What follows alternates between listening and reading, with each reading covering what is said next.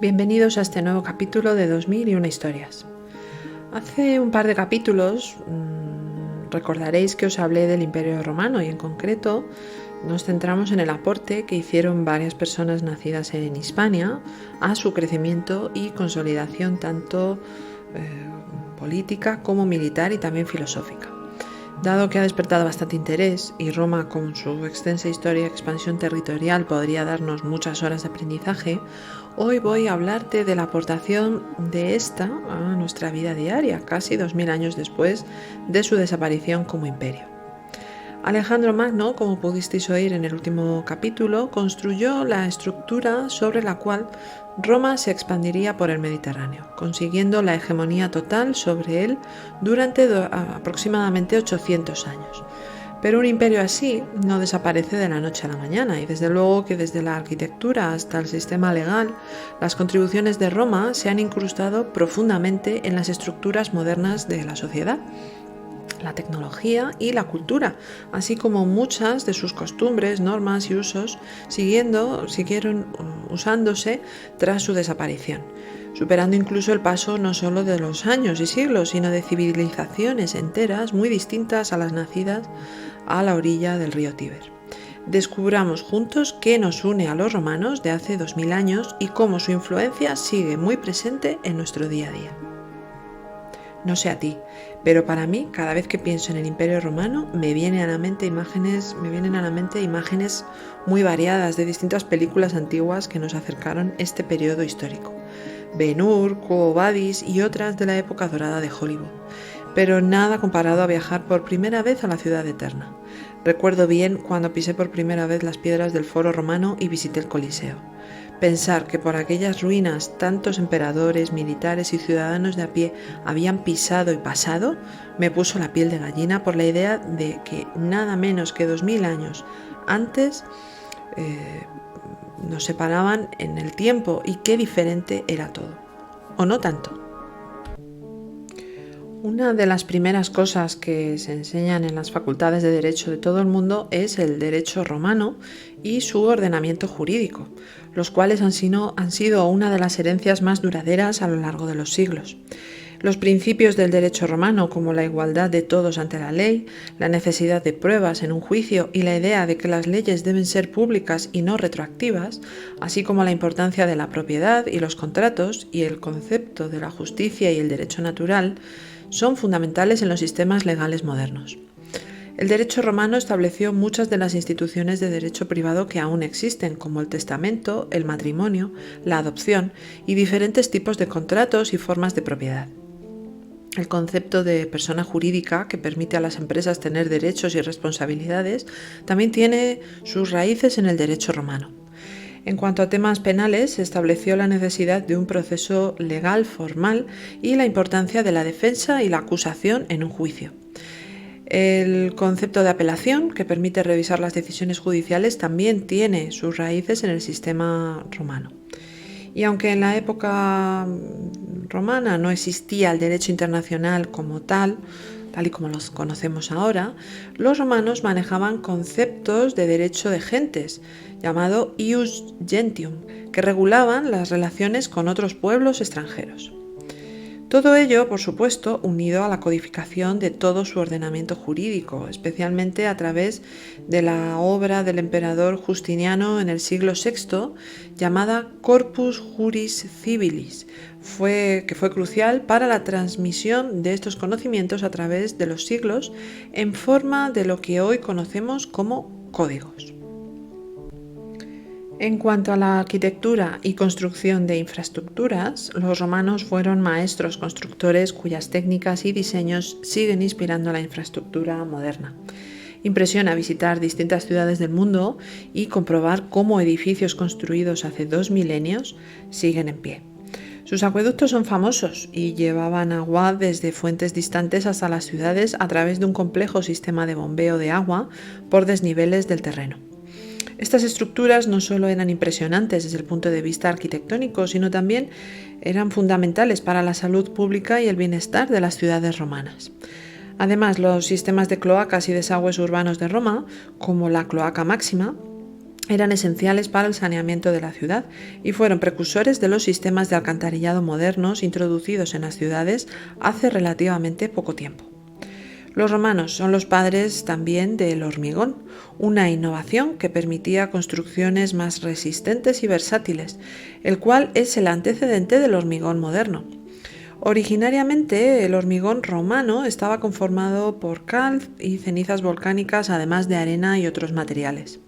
Pero según un reciente estudio del MIT en California, se pudo asegurar que los romanos emplearon diversas técnicas de fabricación con las que consiguieron una masa ultra resistente y que no solo se secaba antes, sino que además se autorreparaba con el paso del tiempo. Esto es gracias a unas sustancias minerales blancas, brillantes y pequeñas, prácticamente imperceptibles, denominadas clastos de cal, los cuales actuaban ayudando a sellar futuras fisuras del hormigón de forma automática y sin la intervención manual del hombre.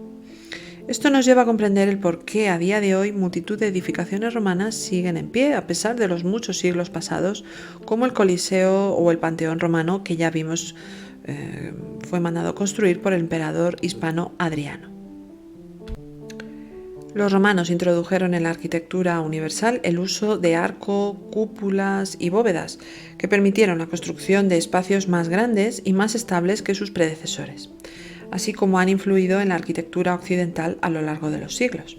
El estilo neoclásico, por ejemplo, que se popularizó en Europa y América durante los siglos XVIII y XIX, se inspiró en gran medida en la arquitectura romana. Construyeron también numerosos puentes, muchos de los cuales todavía están en uso hoy en día, demostrando su excepcional habilidad en ingeniería.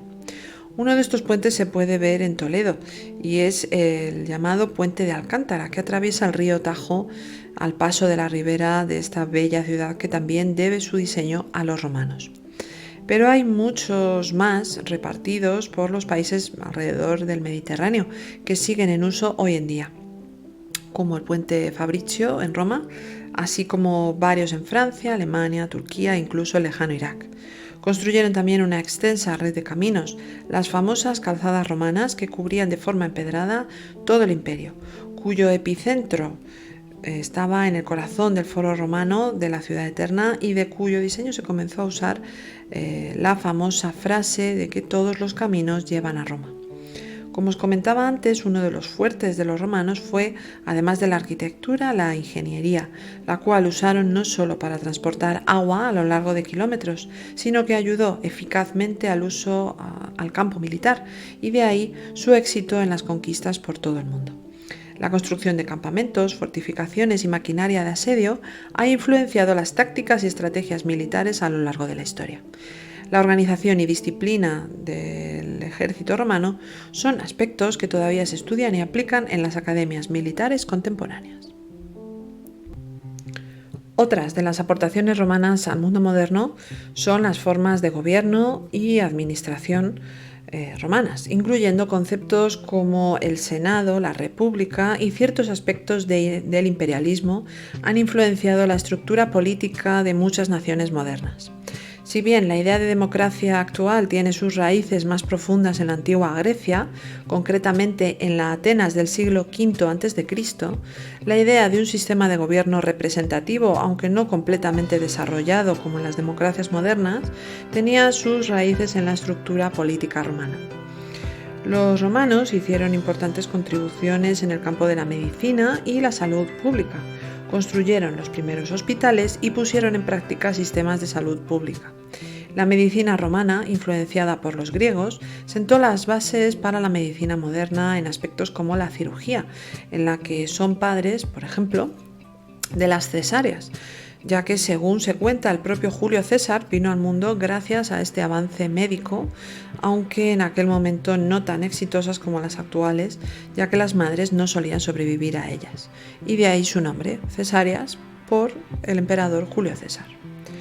Otro aporte a nuestra forma de vida actual es el calendario juliano, introducido por Julio César en el año 46 a.C., es el precursor directo del calendario gregoriano, que es el que usamos actualmente, y fue calculado por un matemático español llamado Pedro Chacón, que empezó a usarse en 1582.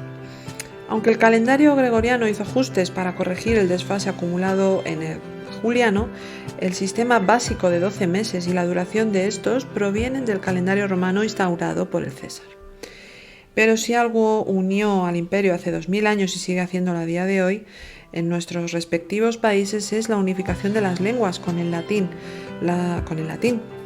Las lenguas romances, como el español, francés, portugués y rumano, derivan directamente del latín y derivaron del latín vulgar, que era la forma de latín hablada por el pueblo en el Imperio Romano. Muchas palabras en estos idiomas tienen raíces latinas y aspectos de la gramática latina también se ha conservado a día de hoy. En Italia, este latín vulgar dio origen a los diversos dialectos regionales que a su vez se fueron desarrollando hasta convertirse en lo que hoy conocemos como italiano. Además de esto, en la educación, la terminología legal y médica y en diversos aspectos culturales, el latín sigue siendo el idioma de referencia, al igual que la numeración romana, que sigue usándose en multitud de campos. El arte y la cultura romanas, en sus diversas formas, han influido en el desarrollo del arte occidental. La escultura romana, que destacaba por su realismo y atención al detalle, estuvo profundamente influenciada por el arte griego. Los romanos copiaron muchas obras de arte de su vecino, a veces directamente replicando esculturas famosas, pero también lo adaptaron y desarrollaron, creando su propio legado artístico distintivo. Además, la cultura romana, incluyendo su mitología, ceremonias y vida cotidiana, han sido una fuente constante de inspiración para el arte y la literatura y el cine. Esto es a lo que se refiere a la gran influencia que nos han dejado los romanos, pero en detalles más del día a día mantenemos aún cosas asimiladas dentro de nuestra vida que eran iguales 2000 años atrás. Por ejemplo, ¿sabes que los pasos de peatones actuales son una representación de las antiguas piedras que se colocaban en las calles embarradas romanas? Se colocaban de tal forma que permitían a los peatones cruzar de una acera a otra sin ensuciarse. Además, estas piedras estaban espaciadas de tal manera que los carros podían pasar fácilmente entre ellas.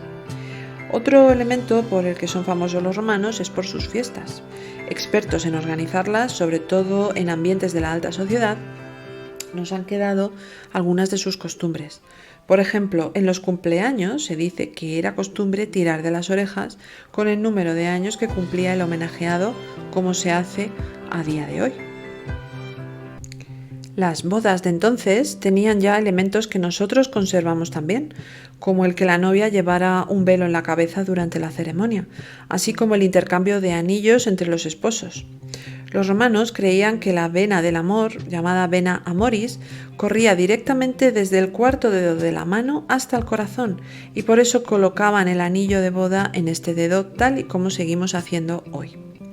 Y ahora que se acerca la Navidad, resulta que los romanos también tenían por estas fechas una celebración muy popular, Saturnalia, en homenaje al dios Saturno, el más importante de los muchos dioses que conformaban la religión romana. Durante este tiempo las normas sociales se relajaban, algunos esclavos eran temporalmente liberados y se intercambiaban regalos. Una vez oficializada la religión cristiana en el imperio, se comenzó a conmemorar el nacimiento de Jesús de Nazaret, luz de esperanza para los cristianos. La primera Navidad en celebrarse fue el 25 de diciembre del 336 después de Cristo, bajo el gobierno del emperador Constantino. Al alinear la Navidad con las festividades existentes, la Iglesia facilitó la transición de los paganos al cristianismo.